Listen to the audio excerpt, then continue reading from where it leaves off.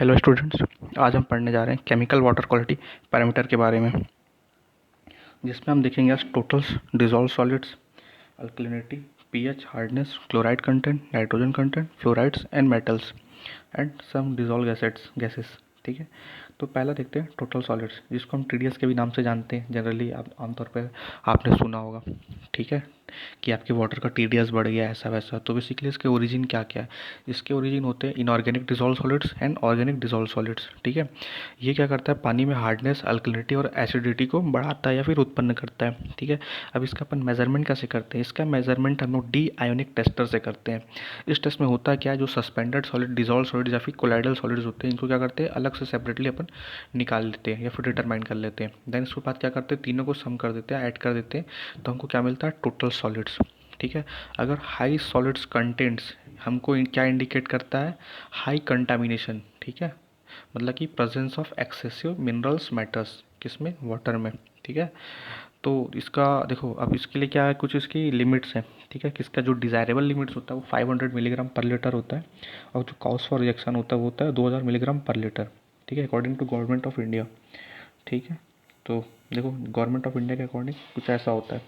अब देखो इसके बाद अपन नेक्स्ट देखते हैं क्या, अल्कलिनिटी। अल्कलिनिटी क्या होता है, ये जो देखो पढ़ते हैं क्या लिखा है, alkalinity defined as the quality of ions in which in water that will react to neutralise hydrogen ions. मतलब कि वो आयन जो H प्लस आयन को न्यूट्रल कर देते हैं और क्या करते हैं, अल्कलिनिटी उत्पन्न करते हैं, किसमें, वाटर में। तो आसान भाषा में कहूँ तो alkalinity is defined as the ability of water to neutralise the acid, है ना। जैसे कि एग्जांपल लें, कॉस्टिक अल्कलिनिटी, ठीक है, और क्या है, बाइकार्बोनेट अल्कलिनिटी, ये कुछ इसके एग्जांपल्स हो गए। ठीक है, अब इसके इफेक्ट क्या होंगे? अब देखो अल्कलिनिटीकरण हो सकता है, जो आपका पाइप है वो जाम हो जाए। अब पाइप जाम होगा तो आपको पता ही है क्या हो सकता है, आपका डिस्चार्ज कम हो सकता है। ठीक है, तो इसका मेजरमेंट कैसे करते हैं? इसका मेजरमेंट अपना टाइट्रेशन के हेल्प से करते हैं। टाइट्रेशन करके इसमें क्या करते हैं, टाइट्रन के रूप में 0.01 नॉर्मेलिटी का एक H2SO4 मतलब सल्फ्यूरिक एसिड को यूज़ करते हैं। फिर इसकी अब लिमिट क्या होगी, इसकी लिमिट जो होगी, इसकी जो लिमिट होगी वो होगी आपकी 200 मिलीग्राम पर लीटर। कॉज फॉर रिजेक्शन इसका होगा 600 मिलीग्राम पर लीटर। ठीक है, ठीक है, अब इसके इम्पैक्ट क्या क्या हो सकते हैं? इसका इम्पैक्ट आपका, जो आपका वाटर में ये बिटर टेस्ट प्रोवाइड करेगा, मतलब कसाला कसाला लगेगा। ठीक है, तो ये होता है आपका अल्कलिनिटी। ठीक है, अब इसके बाद देखते हैं नेक्स्ट क्या है हमारा, पीएच ऑफ वाटर। अब देखो पीएच हम सभी को पता है क्या होता है, हम बचपन से यूज़ करते हुए आ रहे हैं। ठीक है, बचपन से यूज़ करते आ रहे हैं। तो बेसिकली पीएच हमको एक स्केल है जिस पर हम क्या मेज़र करते हैं, एसिडिटी है या फिर वाटर अल्कलाइन है। ठीक है, तो अब देखो इसका रेंज क्या होता है इस स्केल का, ये होता है 0 से 14, इसके बीच में इसको मेज़र किया जाता है। अगर वाटर 7 से कम है, मतलब कि अगर जो वाटर का जो पीएच है 7 से कम है तो हम उसको क्या बोलेंगे, एसिडिक। अगर वाटर 7 से ज़्यादा है तो हम उसको क्या बोलेंगे, अल्कलाइन। ठीक है, अगर पीएच जो है 7 है तो क्या बोलेंगे उसको, न्यूट्रल। ठीक है, तो ये होता है आपका पीएच। अब इसको मेजरमेंट कैसे करते हैं, तो यहाँ पे एक आपका मेजरमेंट दिया हुआ है, आप इसको नोट डाउन कर सकते हैं। ठीक है, तो ये हो गया आपका पीएच। नेक्स्ट है हमारा हार्डनेस। अब हार्डनेस हम सभी को पता है क्या होता है हार्डनेस। ठीक है, हार्डनेस जल्दी हम लोग बचपन में सुनते थे, यार पानी बहुत ज़्यादा हार्ड है, इसके कारण क्या हो रहा है, झाग उत्पन्न नहीं हो रहा है, फोम नहीं कर रहा है। तो basically hardness multivalent cation के कारण उत्पन्न होती है पानी में। ठीक है, तो देखो लिखा हुआ, it is defined as the ability of water to destroy the sufficient property of the soap. ठीक है, it may also be referred as a concentration of a multivalent cations in the solution or water। ठीक है, तो ये बोल रहा है कि हार्डनेस मल्टीवेलेंट कैटायन के कारण उत्पन्न होती है।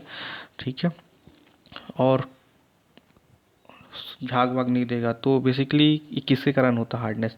तो बेसिकली ये होता है, कुछ सॉल्ट्स होते हैं जैसे कैल्शियम एंड मैग्नीशियम भी इसके मेन काउज होते हैं, जो हार्डनेस के कारण हार्डनेस उत्पन्न करते हैं वाटर में। ज़्यादा कैल्शियम और मैग्नीशियम के कारण हार्डनेस बढ़ जाता है। तो देखो ये दो टाइप के हार्डनेस होते हैं, एक तो होता है टेम्परेरी, दूसरा होता है और परमानेंट। तो जो टेम्परेरी वाले को हम लोग कार्बोनेट हार्डनेस बोलते हैं, और परमानेंट वाले को नॉन कार्बोनेट हार्डनेस। ठीक है, जो टेम्परेरी वाला होता है उसको नॉर्मली हम लोग बॉईल करके भी रिमूव कर सकते हैं, बट और जो परमानेंट होता है उसको हम बॉईल करके नहीं रिमूव कर सकते। जो टेम्परेरी का हार्डनेस होता है, इसमें क्या होता है, यह हार्डनेस मतलब मल्टीवैलेंट कैटायन जैसे कार्बोनेट या फिर बाई कार्बोनेट से जुड़ने के कारण उत्पन्न होता है। ठीक है, और जो आपका नॉन कार्बोनेट हार्डनेस होता है, ये क्या होता है, नाइट्रेट या फिर नाइट्रेट मतलब NO3 और सल्फेट SO4-2 या फिर क्लोरीन, ठीक से जुड़ने के कारण उत्पन्न होता है। ठीक है, तो ये था आपका हार्डनेस। ठीक है, इसका इफेक्ट तो आपको पता ही है क्या होगा, पानी में झाग उत्पन्न नहीं होगा, और क्या होगा, पाइप में क्या हो सकता है, जाम हो सकता है और जंग लग सकता है, इनक्रोजन हो सकता है। अब इसका मेजरमेंट कैसे करते हैं, देखो इसका मेजरमेंट अपन करेंगे, इसका मेजरमेंट हम कर सकते हैं by the help of titration. इसमें भी क्या करेंगे, 0.01 नॉर्मेलिटी का एक EDTA, ethylene diamine tetra acetic acid, ठीक है, या फिर एक इंडिकेटर के रूप में EBT मतलब इरिक्रोम ब्लैक टी का यूज़ किया जाता है। ठीक है, ये था आपका मेजरमेंट। देन इसकी लिमिट क्या होगी, 200 मिलीग्राम पर लीटर, ये आपकी डिज़ायरेबल लिमिट होगी, और जो कॉज फॉर रिजेक्शन होगा वो 600 मिलीग्राम पर लीटर। जनरली हम लोग डोमेस्टिक वाटर सप्लाई के लिए जो हार्डनेस की वैल्यू हम लोग 75 मिलीग्राम पर लीटर से 115 या फिर कई कई जगह 120 मिलीग्राम पर लीटर रखा जाता है। ठीक है, तो ये हो गया आपका क्या, pH वैल्यू। ठीक है, और इसके कुछ एक चार्ट्स भी आते हैं, आपको वो याद रखने पड़ सकते हैं। ठीक है, जैसे कि कुछ इसके मैं एग्जांपल्स बता देता हूँ। जैसे कि अगर 0 से 55 मिलीग्राम पर लीटर अगर आपका हार्डनेस है तो उसको हम लोग बोलेंगे सॉफ्ट। अगर 56 से 100 के बीच में है तो उसको बोलेंगे हम लोग स्लाइटली हार्ड वाटर, और 101 से 200 के बीच में तो उसको बोलेंगे मॉडरेट हार्ड वाटर। अगर 200 से 600 के बीच में है तो उसको क्या बोलेंगे, वेरी हार्ड वाटर। ठीक है, तो ये हो गया आपका क्या, हार्डनेस। तो ये सब कुछ कुछ चीज़ें जो आपको याद रखनी पड़ती है। ठीक है, नेक्स्ट है हमारा क्या, क्लोराइड्स कंटेंट। ठीक है, तो देखो ये डोमेस्टिक व इंडस्ट्रियल पॉल्यूशन को बताता है क्लोराइड कंटेंट या फिर क्लोराइड्स। इसको अपन क्या करते हैं, सिंपल टाइट्रेशन के द्वारा ज्ञात कर सकते हैं। ठीक है, जहाँ पे टाइट्रेंट के रूप में हम लोग क्या यूज़ करते हैं, सिल्वर नाइट्रेट AgNO3। ठीक है, या फिर आपका इंडिकेटर के रूप में पोटेशियम क्रोमेट या फिर K2CrO4 ये भी यूज़ कर सकते हैं। ठीक है, जनरली यूज़ भी किया जाता है। बट ये क्लोराइड्स जो होते हैं क्या होता है, हमारे लंग्स या फिर रेस्पिरेटरी सिस्टम मतलब श्वसन तंत्र को बहुत ही ज़्यादा प्रभावित करते हैं, तो बहुत ही खतरनाक होता है भैया ये। ठीक है, तो इसका भी एक्सेप्टेबल लिमिट है 200 मिलीग्राम पर लीटर, और रिजेक्शन है 1000 मिलीग्राम पर लीटर पे। ठीक है, अब जैसे कि उसके बाद अपन देखते हैं फ्लोराइड्स। ठीक है, फ्लोराइड्स हम सबको पता है क्या होता है, ज़्यादा फ्लोराइड ये हमारे सीधा टीथ और बोन से रिलेटेड है। ठीक है, अगर 1 मिलीग्राम पर लीटर फ्लोराइड की मात्रा हमारे टीथ व बोन्स के विकास के लिए आवश्यक होती है, ये आप लोग याद रखेंगे। ठीक है, अगर इससे एक ज़्यादा हो गया तो क्या होगा, हमारे टीथ और बोन्स को नुकसान पहुंचाती है। जनरली जो दांत पीले होना, दांत का कमज़ोर होना, हड्डी का कमज़ोर होना, ये सब इसके यही कारण से। ठीक है, तो आप लोग ध्यान रखेंगे। इसको कैसे मेजरमेंट करते हैं, इसको अपन कलर मैचिंग टेक्निक के द्वारा यूज़ किया मतलब निकाल लेते हैं। ठीक है, जहाँ पे अपन एज ए इंडिकेटर के रूप में जिरकोनियम या फिर अल्जराइन का यूज़ करते हैं। ठीक है, तो एक चीज़ आपको याद रखना पड़ेगा, यहाँ पे पॉइंट करके आप नोट डाउन कर लो, जो फ्लोराइड की मात्रा होती है 1.5 मिलीग्राम पर लीटर से अधिक नहीं होना चाहिए फॉर डेंटल फ्लोरोसिस। इससे क्या होगा, डेंटल फ्लोरोसिस हो सकता है आपको। ठीक है, डेंटल से रिलेटेड प्रॉब्लम। ठीक है, या फिर ये सब दांत का पीलापन, ये सब क्या होता है, अगर फ्लोराइड की मात्रा अगर 5 मिलीग्राम पर लीटर से ज़्यादा है तो क्या होगा आपको, बोन फ्लोरोसिस। ठीक है, ये सब बीमारियां हैं, तो आप लोग याद रखेंगे। ठीक है, तो देखो उसके बाद हमारा नेक्स्ट क्या है, मेटल्स।